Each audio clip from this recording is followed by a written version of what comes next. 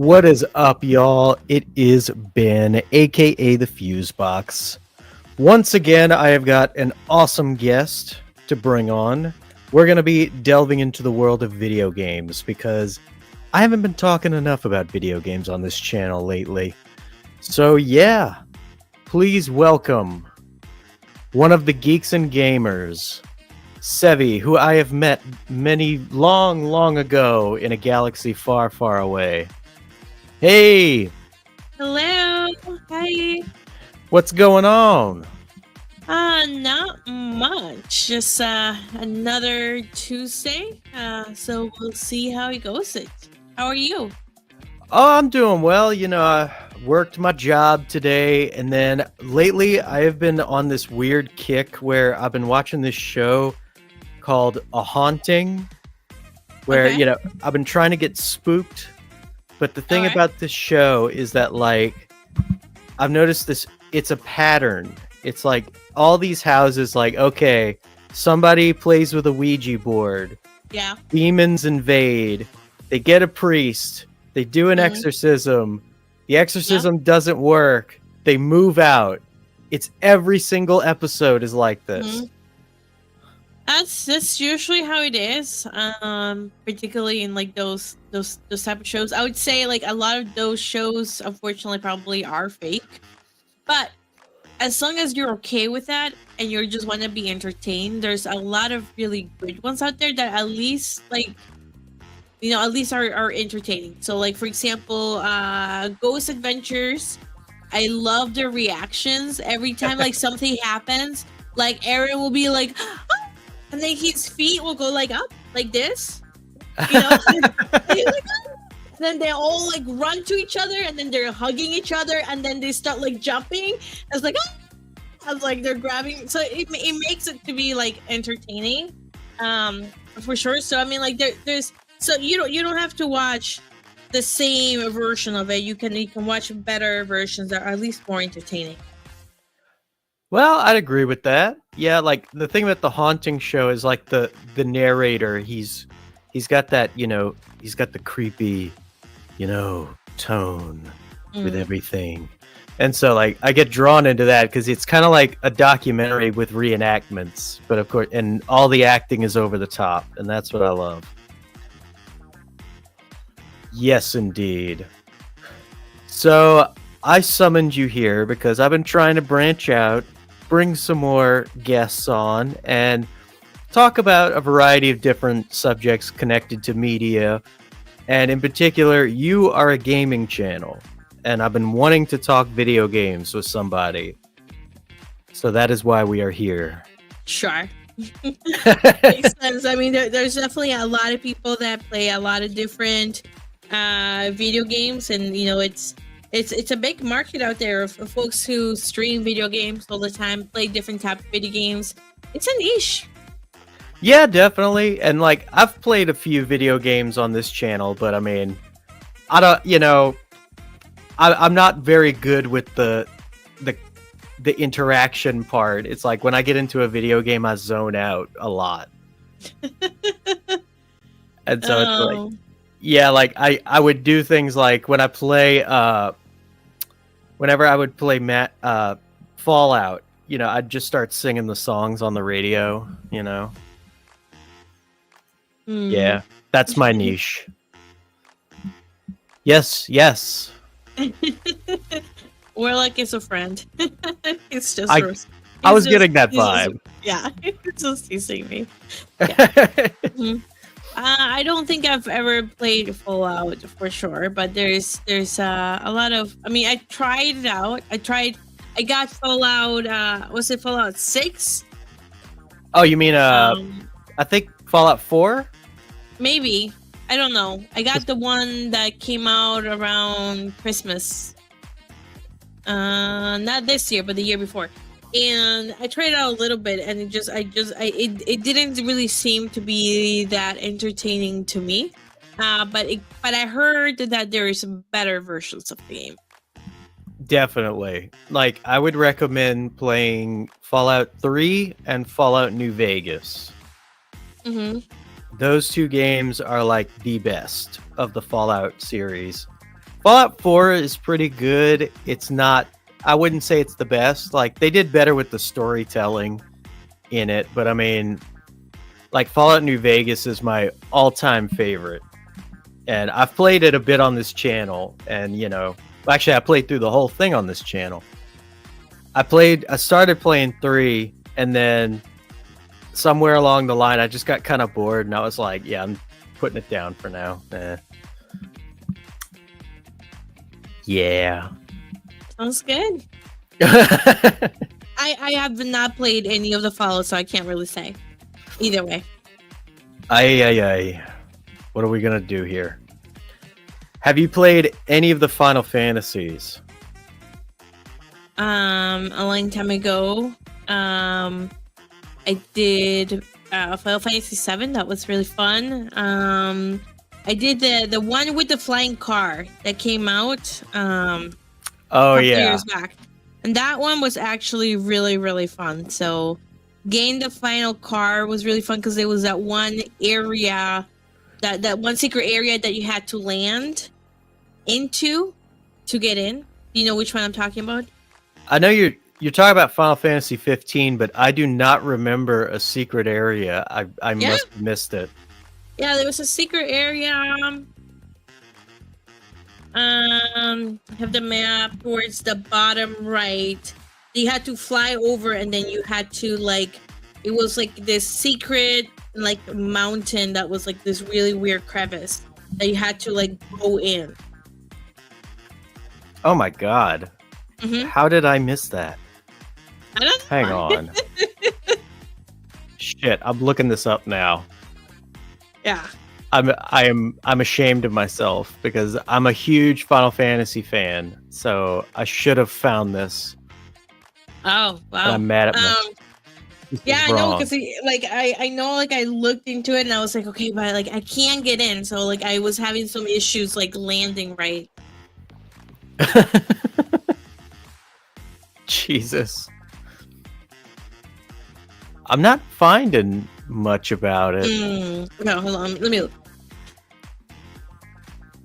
It's I know, I think the only major secret dungeon I remembered was Castlemark Tower, which was a hard slog.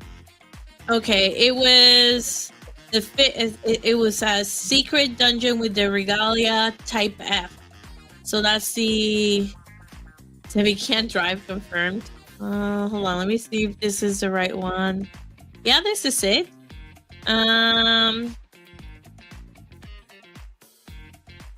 You want to do the screen share? Yeah. Hey, give me a second. I'm just making sure this is it. Yeah. All right. Let me share my screen.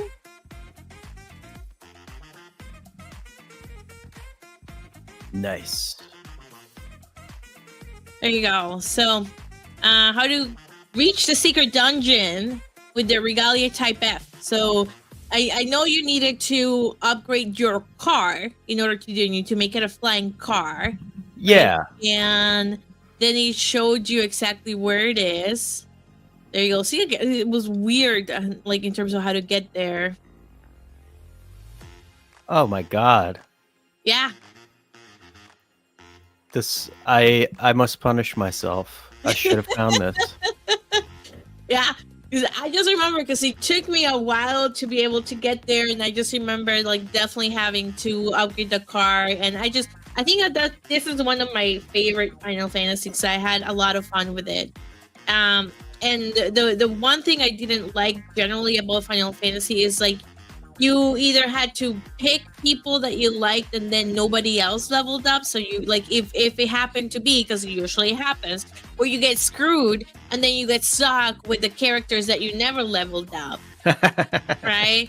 And that sucked.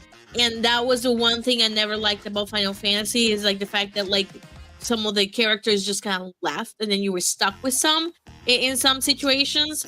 So yeah. So Final Fantasy 15 at least didn't do that as much. It only had one situation where it actually happened, so I wasn't as pissed off as the other ones did.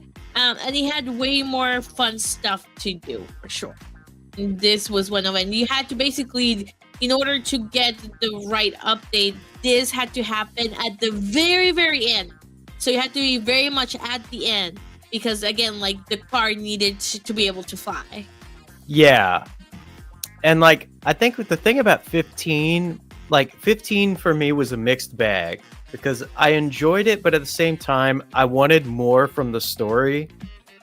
I got really annoyed about how like the first part of the game is awesome where you got the open world, you're going all over the place, and then it's like by the time you hit the halfway mark of the story, it's like, okay, now it's straight shot to the end.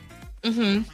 And you don't have that, you don't have all the freedom from before. And really the bad guys, I felt like, it's like, okay, we introduced the bad guys. Okay, now they're dead. Oh. It's like, what? Who are these people? Like why? I said, I particularly just enjoyed it more. It was just more fun for me, but that's only because I didn't like just generally how the other Final Fantasy were like, again, like being stuck in playing a character you didn't like. Yeah. Well, like that was, I mainly remember that issue with like 8. Because like 8 was the one where like, yeah, if you had to like make sure you level up everybody, otherwise you're gonna get screwed at some point. Yeah. And then 8 was also weird because of the fact that the enemies were leveled up with you. So technically you could go through the whole game only being at like level 20 and you'd be fine. Which was very strange for a Final Fantasy because it's all about grinding. Yeah. No, this one doesn't have that. This one, the different areas have different leveled up for folks. 7 was my all-time favorite. I love 7. And have you seen anything from the remake? I have not. I would recommend it. I think you'd like it. Yeah, it's fun. It's definitely harder because I just have way too many games to play. So it's hard to kind of like go back to like one game. There's a lot of games I want to replay. I just don't have the time to replay them. I have too much time to replay them. But yeah, what was it? So from your channel, I have mainly noticed you playing Mass Effect. Yeah, so I actually have. So, I would say in Moon Skull, I was mostly just only doing Mass Effect, but I did start like my separate gaming channel, which is just the channel is just Sevvy Love. Because everywhere else, when I was doing other things, like they were only going to my Twitch and my Kick.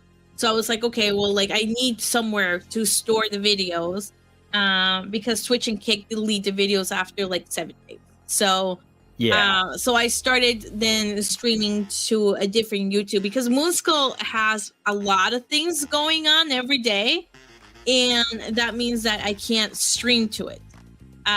So I ended up always just playing on my Kick and my Twitch. So like if you look at Sevvy Love, so it's Sevvy SEVVY_LUV.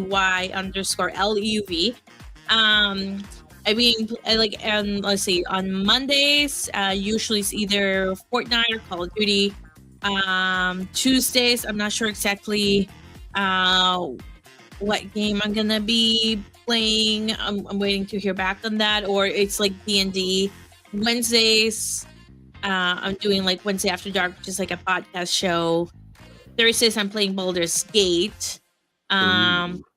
Fridays, so Thursdays is always Baldur's Gate, no matter what. And Fridays, it used to be either like Mass Effect or Call of Duty, or I'm like trying to get into the new Assassin's Creed, but because I'm playing like different games every day, makes it really difficult to do that. For sure. And then Saturdays is just insanely busy. And then Sundays is when I end up doing Mass Effect, but now I'm done with it. So I don't really know what I'm gonna play on Sundays of Raven Skull. Not sure. Did I you don't played know. through all 3 of the Mass Effects? hmm Yeah, I finished it last Sunday. Um, and it was disappointing. But like from what I understand, it was way more disappointing for the people who didn't have the different fix ending, because the ending I got was I did destruction. Yeah. Um, and then Caden, the person I was romancing, like didn't put my name on the plaque. He didn't put it in there. He had it, but he didn't put it up. And then, and like from what I understand, it was more like before then he would put it up because he knew you were dead. And this one he didn't put it up because he knew you were alive. And then, you see my character breathe.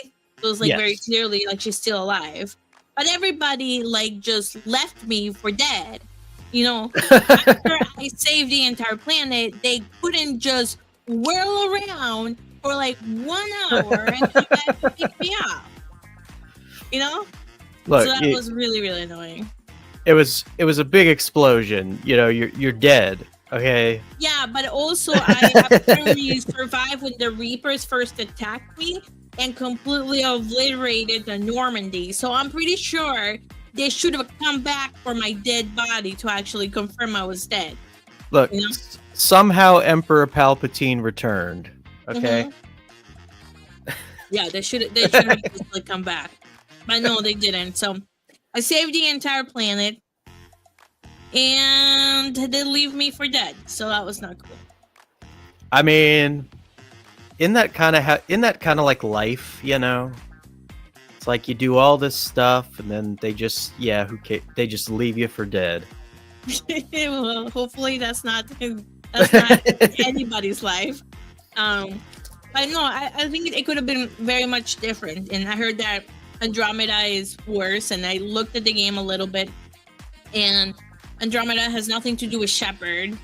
Not at all. So I looked at it, and I looked at the characters, and it looked really stupid. So I don't think I'm gonna be playing that. So Good choice. I got a list somewhere of the games that chat wanted me to play, and I think they wanted me to do Witcher, one of the Resident Evils. Let me see if I can find the list.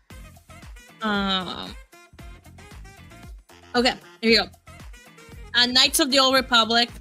So they said Resident Evil 4 Remake, Witcher 3, Knights of the Old Republic, Mass Effect Andromeda, which I really don't want to do. Last of Us, I don't know about that. And Fatal Frame and Maiden of Blackwater, I don't know anything about that one. So me neither. I might do out of those ones, the ones that sound more appealing is going to be Witcher 3 or Knights of the Old Republic. From what I understand in Witcher 3, all of the options are bad options. So, I mean, in terms of you think you make the right option to save somebody and you end up screwing them up. Yeah, that's kind of it's that every choice is kind of like an exchange where it's like it's like, okay, you can choose to do something that seems good, but then there's a more negative outcome. So it's like do something. I would say it's like you should choose to do something that you would think is kind of morally but there's a better outcome for that. It's like they kind of like flip-flop the results of your choices. So I might do that. So one of those. And the biggest thing for me was like when I played through Witcher 3, I didn't realize that like what the conversations you have with Ciri are like super important for the ending, because really? I got the horrible ending. Oh. Where like I think Ciri was dead and like the witches just laughed at me and I was all depressed and I was like, oh. So I didn't even bother replaying it for a while after that because I was like, you know. Makes sense. But that yeah, makes sense. it's I would say it's a really well written game. Yeah, so I might do those. I might like make a poll or something, and then um figure it out. I might, yeah, I'll probably make a poll and then see which one of those movies sounds better. But when that movie's game sounds better, so we'll see. Definitely. And I mean, I played a little bit of Andromeda a long time ago. Hmm. And yeah, it's not connected to Shepard at all. I think Liara has like a little cameo, Hmm. but it's pretty lame. It's, oh, we're colonizing this new part of the galaxy, and Yeah, it doesn't have the same effect. I don't know. yeah. Nah, doesn't seem to be that interesting. If anything, I might just want to replay. Well, I want to replay Silent Hill 2. Actually, I want to replay that one, and I want to maybe replay. I don't know if I want to replay the Mass Effect ones just because of the ending. I love the Mass Effect games, even though the ending's a little meh. It's like when you have all the DLCs and everything, like I think it's worth it. Yeah, I mean it was fun. I just didn't like the ending. So I don't know. I thought like Mass Effect 3 was too rushed. Yeah. And it was more like you were in a timer, and there weren't a lot of things. There was not a lot of exploration. I like Mass Effect 2 more than I did 3. So I think like for me, I like Mass Effect 2, then 1, and then 3. Nice. I like 2 a lot as well, but that was mostly because of Miranda. Okay. But yeah, I like 3 a lot.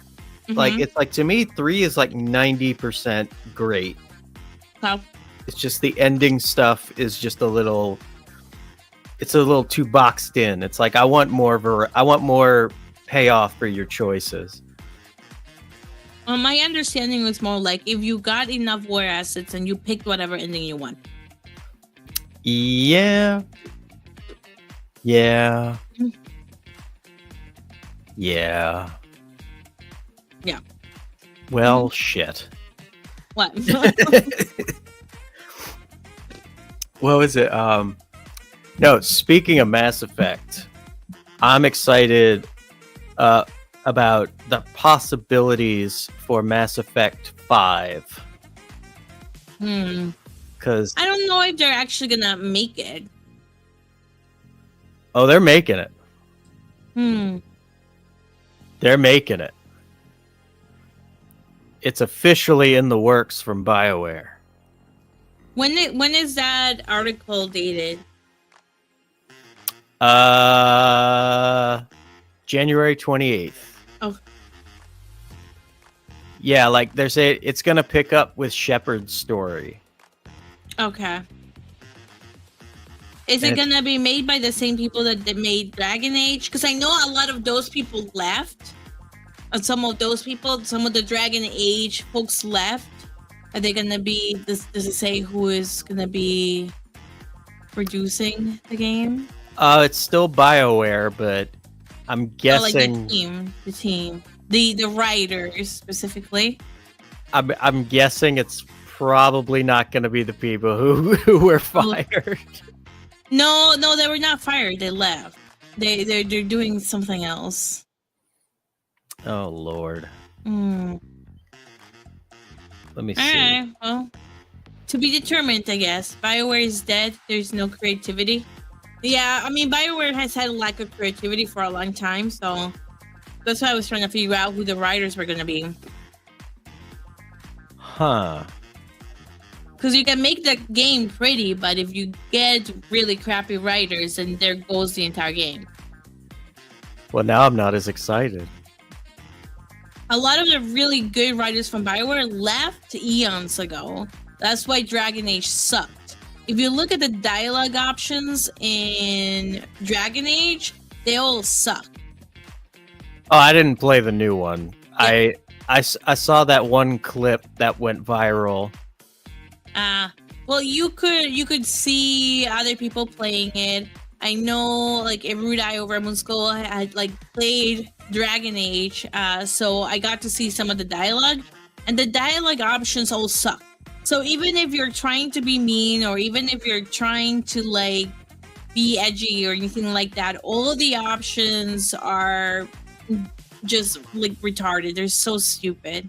There is no personality attached to any of them, and it's more like it's a very wishy-washy type of dialogue where they don't want to offend anybody, and you can't take a stand. So even if you take a position where you want to take a stand and say no, your character, that's not what your character will say. Oh God. So I mean, like, again, like we're going back to like the writers, because the writers are a big part of what makes a game good. You can have all the great graphics that you want. If the writing sucks, there is no game. Oh yeah, definitely. Hmm. It's like my favorite quote from George Costanza on Seinfeld. He said, "Story is the foundation of all entertainment. You must have a Hmm. good story because otherwise it's just masturbation." Let's see. Um,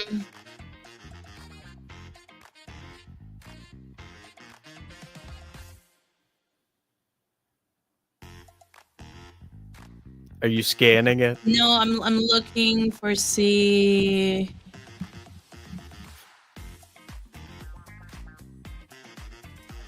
Oh. All right, let me share my screen here.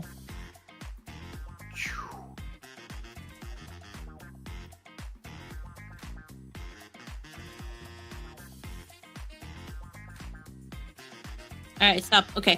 Mass Effect 5 fans heartbroken by new announcements. So this is from February 6. I'll look to see if there's anything else. But BioWare general manager has just updated fans on the next production of their next Mass Effect games, and folks aren't too happy. So in the post and in the BioWare blog, Gary McKay revealed that following the poor sales of Dragon Age, members of the BioWare team are being moved to other teams of EA. So in keeping with our fierce commitment to innovating during the development and delivery of Mass Effect, we have challenged ourselves to think deeply about delivering the best experience. So basically, they moved down this, and they said, given the stage of development, we don't require support from the full studio. So looks like they have a very, very slim team working on Mass Effect. Yeah. So see everybody maybe in 2028 to 2029. Commented one user in the Reddit for Mass Effect. Yeah, well, I mean, this is also like a triple A game that does not require a full studio. It might be dead on arrival. I hate to say it, but if they're already cutting corners in terms of who is working on it, it could possibly end up that way. I mean, I could be optimistic and say maybe they're cutting out the people who would make it suck. I don't think that's how it works. Yeah. It just might not happen. I mean, I hate to break it to you. Let's see, they have Commander Shepard needs his return.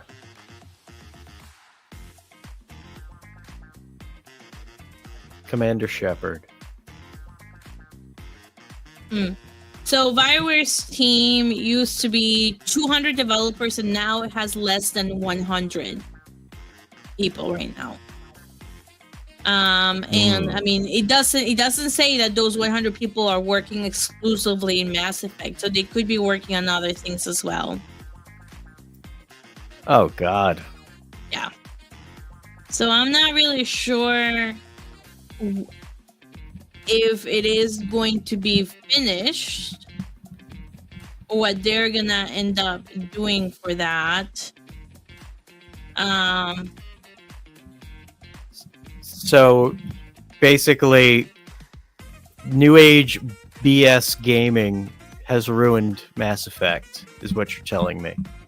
Well, I mean, if you have the problem of having really bad authors in games and then people not liking the games, like it's it's the entire thing is basically just get better writers instead of hiring people to meet quotas.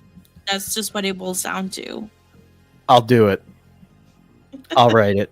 Okay, there you go. Then you should probably apply for Bioware and see if they have any open positions.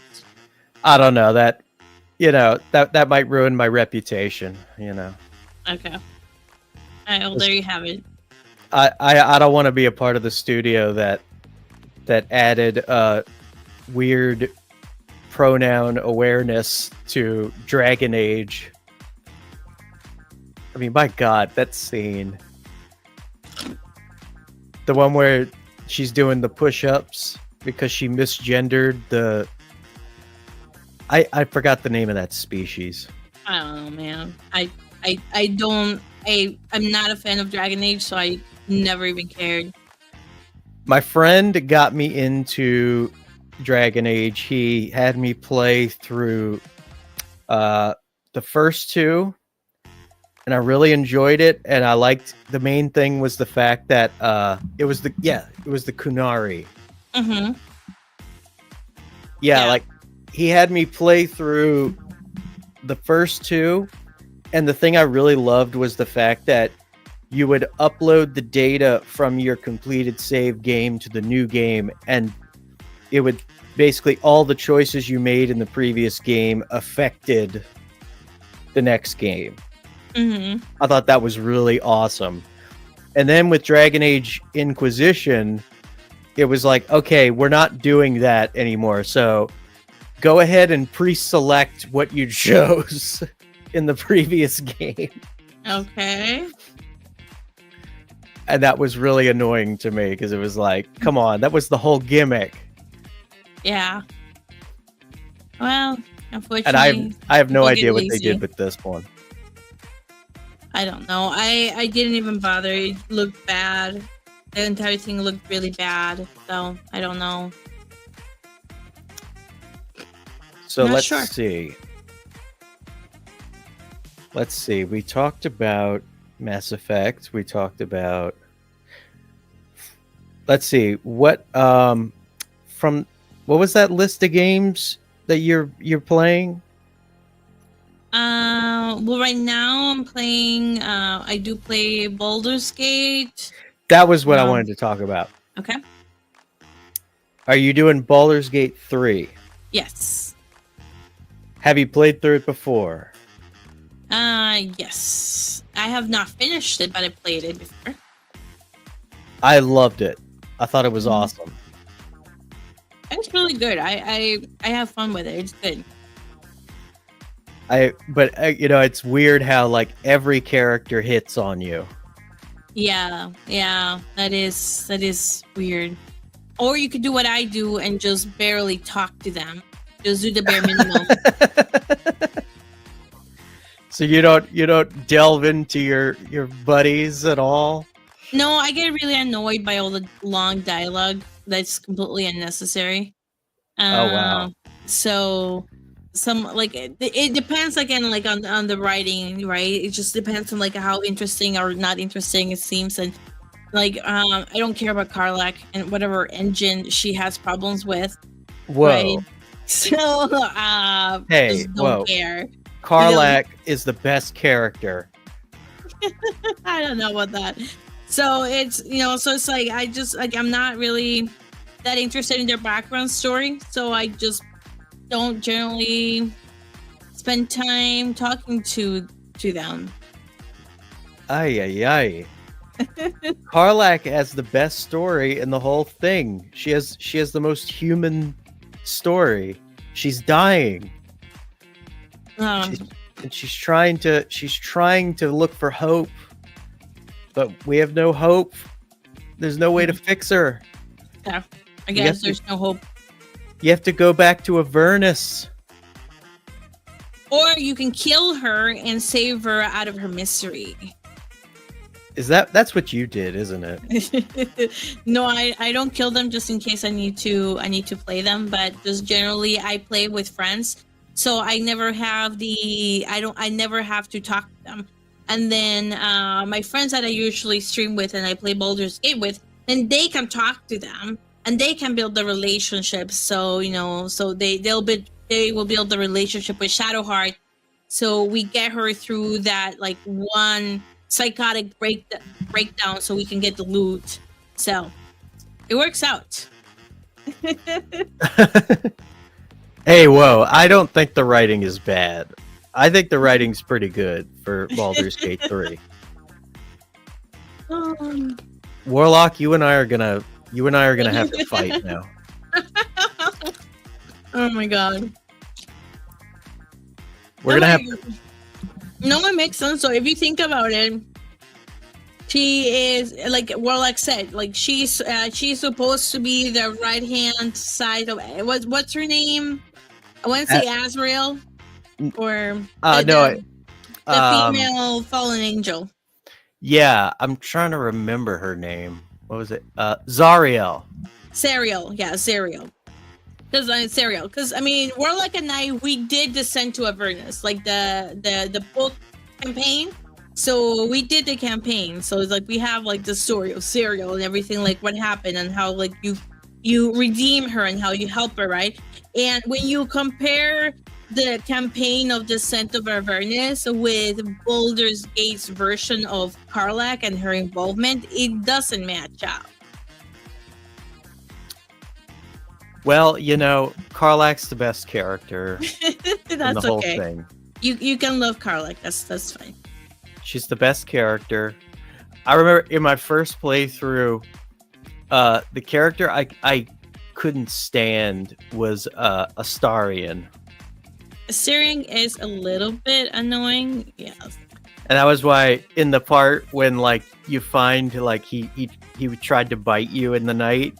Yeah. In my first playthrough, I went ahead and staked him through the heart and killed him. But then you don't get the buff. I know, but I was just like, oh, I have the chance to kill him, so I just took it.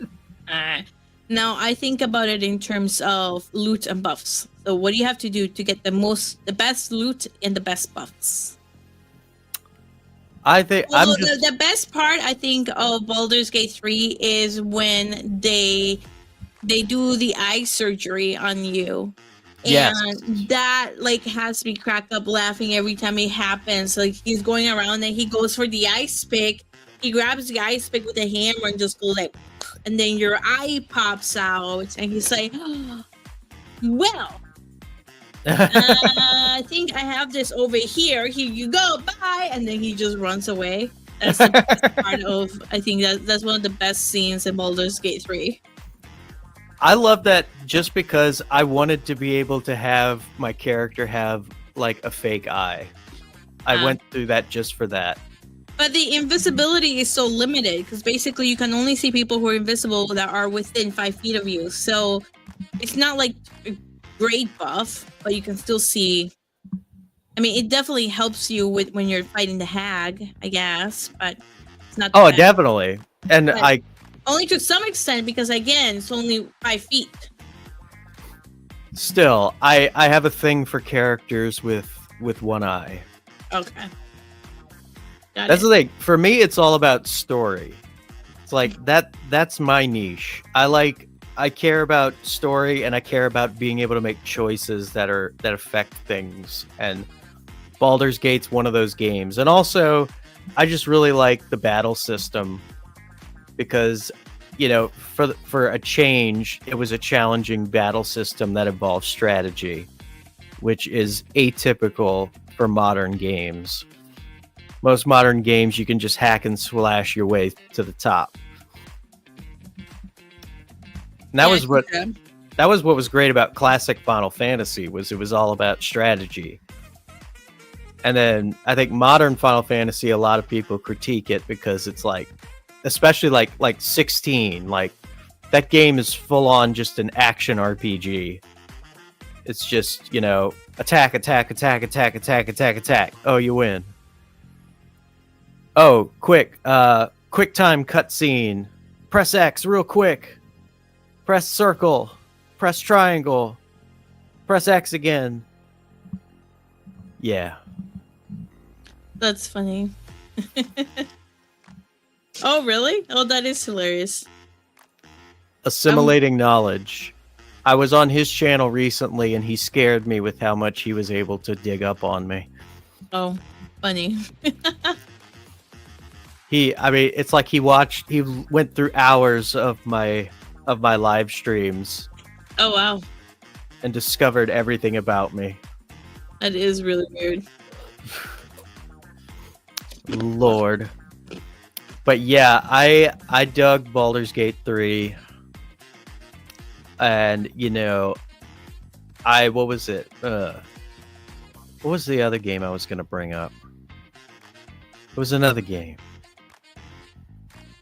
I don't remember. Shit. Okay. So let me see. So what would you say is your favorite game of all time?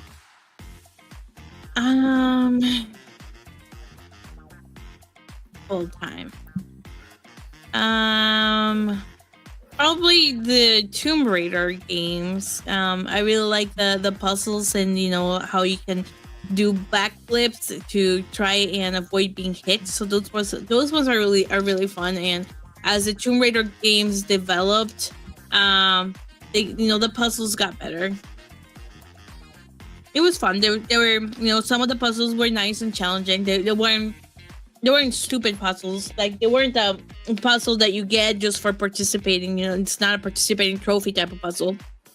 They were fun. I only played the demo of like maybe Tomb Raider 2 like a long time ago. Mm-hmm. It was like, and I remembered just like there was the background music was like stilted and kind of lame, and I could never figure it out. I was trying to I didn't know what I was supposed to be doing, and then I'd get attacked by dogs and I'd get killed because I couldn't figure out how to aim and fire. That sounds more like Tomb Raider 1. If you were attacked by dogs, I guess so. Because this was a long time ago. This was PlayStation 1 demo disc. Yeah, so it sounds more like Tomb Raider 1. Obviously, the games have improved a lot since then. I mean, I would hope. So you'll just have to check it out. Well, I know there was a lot of controversy behind I think the most recent additions to it.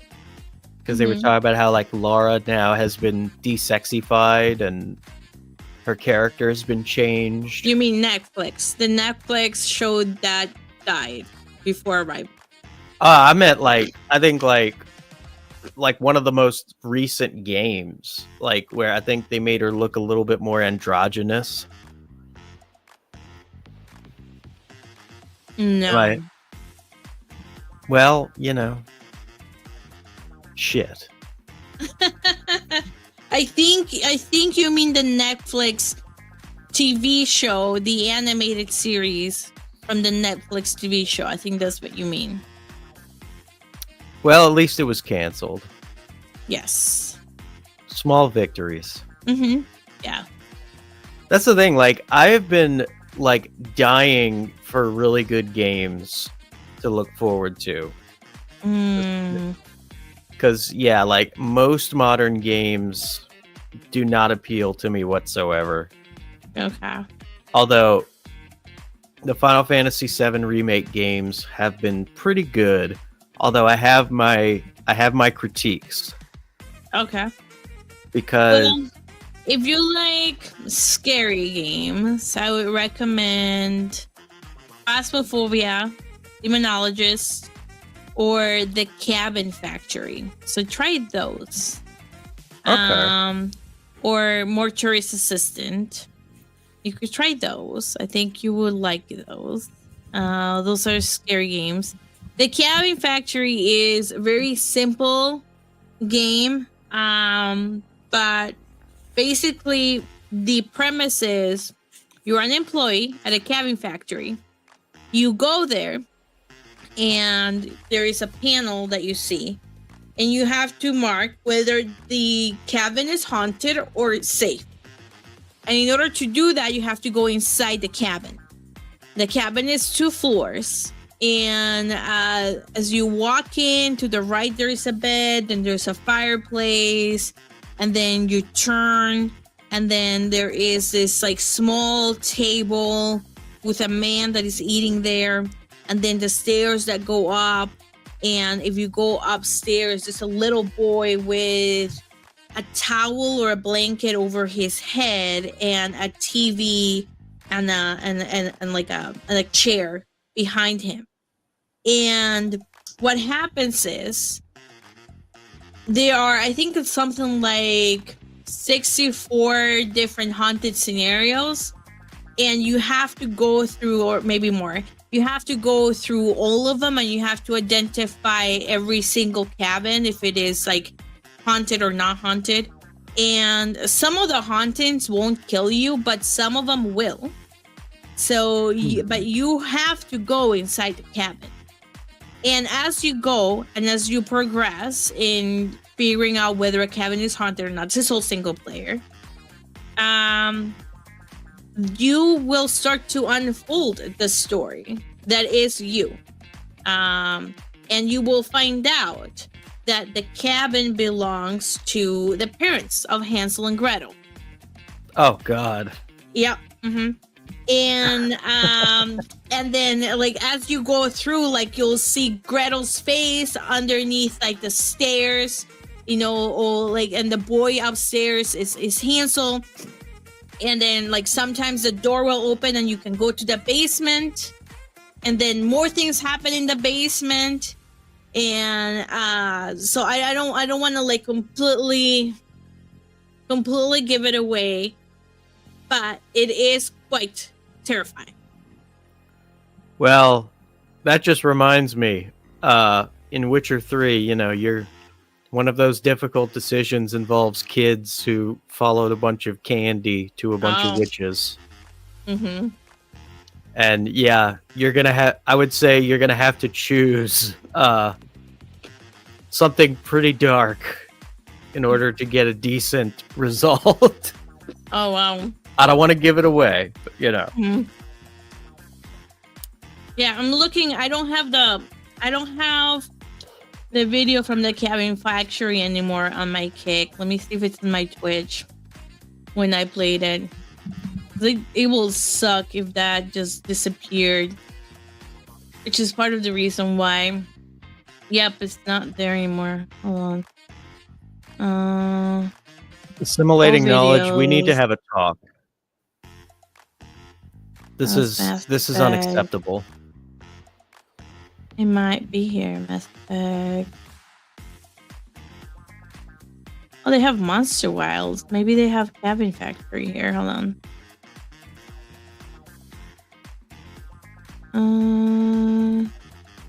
Aha! I found it. It has different chapters.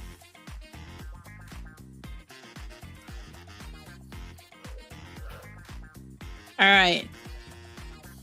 Let me move this out here. Done.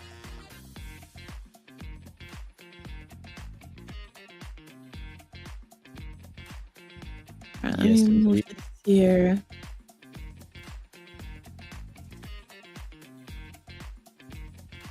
But yeah, Minecraft, no.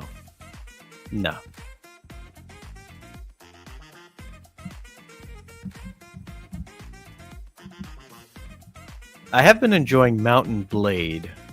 That's a good game. And I've been replaying the Metal Gear Solids.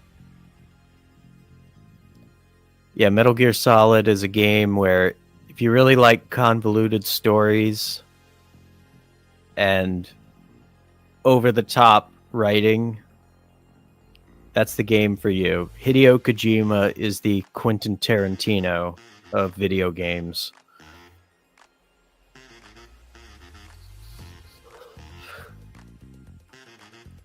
I'm trying to find like a good clip for it.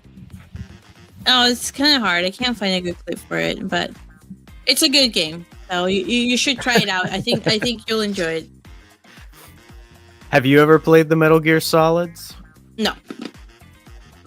Well, again, if you like really convoluted stories, and if you like just over the top, way too long cutscenes, that is the game for you.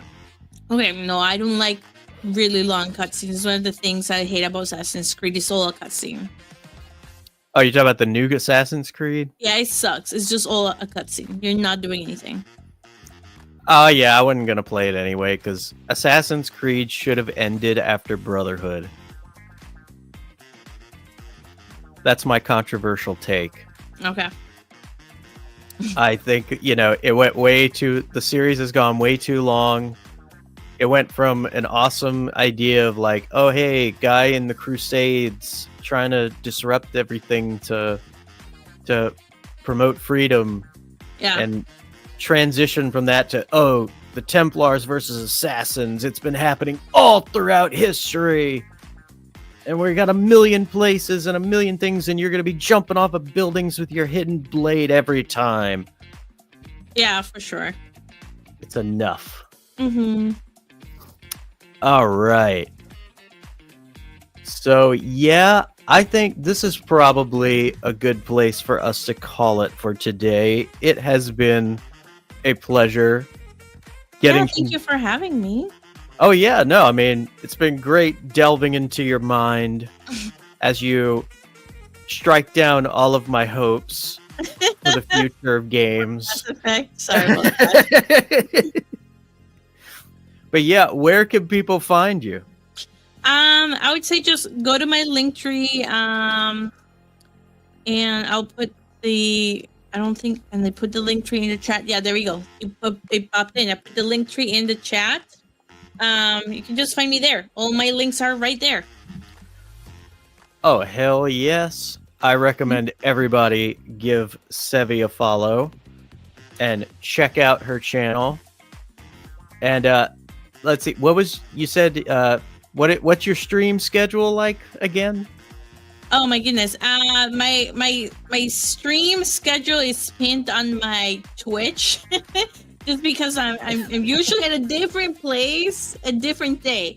So if you go to my Twitter, it is pinned at the comment. That's gonna be the easiest way to explain it. Yeah. And I am, of course, your host, Ben, aka the Fusebox. You can find me on Twitter at Fusebox7. You can also find me on Instagram at Outlaw Nights. And you can find me on Facebook under my real name, Ben Fuselier, Fuselier. And yeah, real quick, before we pop off, I needed to play this trailer real quick because, ladies and gentlemen, my comic Outlaw Nights Genesis of a Renegade Part 2 is launching on May 1st. And what did I do? Okay. We are launching on May 1st. Sign up for the email list. You're definitely going to want to, because you're going to get access to exclusive perks that only members of the email list are going to be able to access. And yeah, let me play this BA trailer.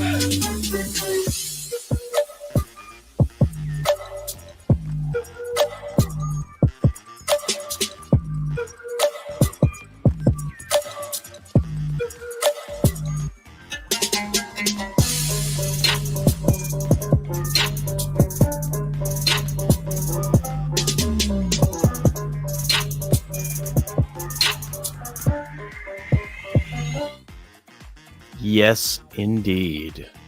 That looks awesome. Well, thank you so much. Yeah, if you haven't signed up, sign on up, or just wait for us to launch. Because if you missed issue 1, not a problem. I got a second chance campaign for that on Indiegogo, and you can also get it bundled with issue 2 on the new campaign. If you like anything we had to say, go ahead and hit the like button. Go ahead and hit the subscribe button. Be sure to hit the bell for notifications. And hell, if you didn't like anything we had to say, go ahead and hit the dislike button. Because whether you like me or hate me, it doesn't matter. It feeds me. I crave it. Thank you so much for joining us once again, ladies and gentlemen. And I will talk to you all later.